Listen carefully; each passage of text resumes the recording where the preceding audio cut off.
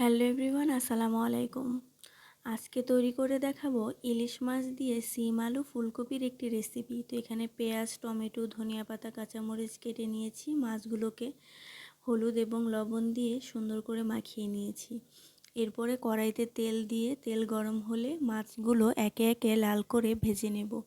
তো ভাজা হয়ে গেলে মাছগুলোকে তুলে রাখবো। সেই মাছের তেলেই আমি দিয়ে দেব কিছুটা পেঁয়াজ কুচি আর কাঁচামরিচ কুচি। তো দিয়ে পেঁয়াজটাকে হালকা একটু হাতে ভেজে নেব। তো ভাজা হয়ে গেলে এর মধ্যে দিয়ে দিব স্বাদ মতন লবণ। লবণটা দিয়ে আমি একটু ভেজে নিব। ভাজা হয়ে গেলে এর মধ্যে দিয়ে দিব আদা এবং রসুন আর জিরা বাটা। তো আমি এখানে কাঁচা জিরাটাকে বেটে নিয়েছিলাম, তো এই জন্য কিন্তু মশলার সাথে ভালো মতন কষিয়ে নিতে হবে। তো এরপরে দিয়ে দিব হাফ চা চামচের মতন হলুদের গুঁড়ো, দিয়ে মশলাটাকে কষিয়ে একটুখানি পানি দিয়ে এটাকে আরও আমি ভালো মতন কষিয়ে নেব।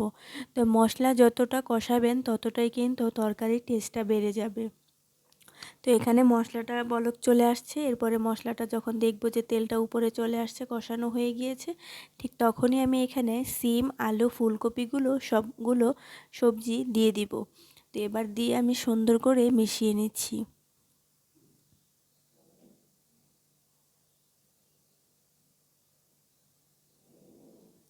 তো মেশানো হয়ে গেলে এবার আমি একটি ঢাকনা দিয়ে ঢেকে রেখে দেব প্রায় 10 থেকে 15 মিনিটের জন্য। 10 থেকে 15 মিনিট পর ঢাকনা খুলে আমি কিন্তু তরকারিটাকে আবারও একটু নাড়াচাড়া দিয়ে দিচ্ছি যাতে তলানিতে না লেগে যায়। তো এই পর্যায়ে কিন্তু অবশ্যই ভালো মতন তরকারিটাকে কষাতে হবে, যেহেতু পানি দিব এরপরেই। তো আলুটা আমার কাছে মনে হচ্ছে যে সেদ্ধ হয়নি, সিমটাও সেদ্ধ হয়নি।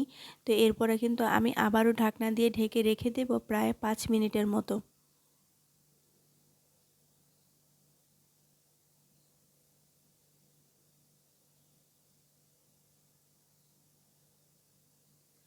5 মিনিট পর ঢাকনা খুলে দেখছি যে আমার ঝোলগুলো পুরো শুকিয়ে গিয়েছে আর তরকারিগুলোও সেদ্ধ হয়ে গিয়েছে।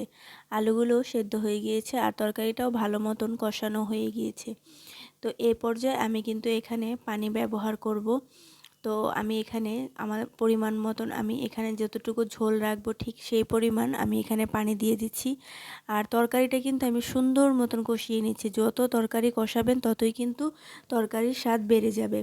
তো এ পর্যায়ে পানি দিয়ে দিচ্ছি আমি আমার পরিমাণ মতন করে, যতটুকু আমি ঝোল রাখবো। তো যেহেতু ইলিশ মাছ, ফুলকপি, সিম, তো এই পর্যায়ে একটু হালকা যদি ঝোল না রাখেন তাহলে কিন্তু ভালো লাগবে না। তো এরপরে পানি দিয়ে আমি ঢাকনা দিয়ে ঢেকে রেখে দেব প্রায় 2 থেকে 3 মিনিটের জন্য।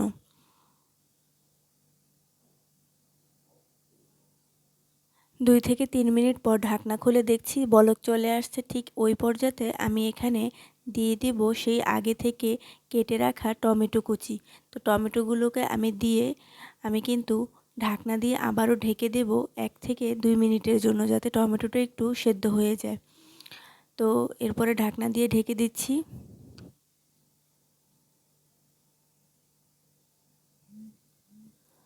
তো ঢাকনা খুলে দেখছি টমেটোগুলো কিন্তু আমার প্রায় সেদ্ধই হয়ে গিয়েছে। তো এই পর্যাতে কিন্তু আমি এখানে মাছগুলো, যে মাছগুলো ভেজে রেখেছিলাম সেই মাছগুলো দিয়ে দিব। তো ইলিশ মাছগুলো চারপাশে দিয়ে সুন্দর করে আমি এখানে ধনেপাতা দিয়ে নামিয়ে ফেলবো। তো আপনারা চাইলে এই পর্যায়ে ভাজা জিরার গুঁড়োটা দিতে পারেন। যেহেতু আমি এখানে জিরা বাটাটা ব্যবহার করেছি তাই আর জিরার গুঁড়ো দিলাম না। শুধু ধনেপাতা দিয়ে ঝোলটাকে একটু টেনে নিয়ে আর ঢাকনা দিয়ে ঢেকে দিয়ে যখনই দেখব ঝোলটা মাখো মাখো হয়ে গিয়েছে ঠিক সেই পর্যায়ে আমি নামিয়ে ফেলবো।